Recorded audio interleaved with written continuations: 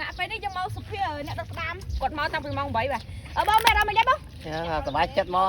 យើងថាវាស្លាមមាត់ចឹងណាអូសុបាយខ្លាំងមែនទេបងបាទចេញអារម្មណ៍មួយមកអូសบายខ្លាំងអូតែយើងទៅមុខទៀតមនុស្សច្រើនខាងផ្ទះបាទលោកនេះមនុស្សមកច្រើនខាងផ្ទះឥឡូវពេលនេះគឺយើងមកដល់អ្នកស្ទូចត្រីម្ដងមិនមែនអ្នកចាប់ផ្ដើមឥឡូវអ្នកស្ទូចត្រីបងឯងស្ទូចត្រីមានអារម្មណ៍មិនដែរបានត្រីស្លត់បានឆ្លុយមកអូហូបានឆ្លុយមួយដែរចាអូប៉ិនមែនទេបាទអូហូមកដល់ទៀតមនុស្សច្រើនខាងផ្ទះចាំមកចិត្តអូនណាមិនចាំ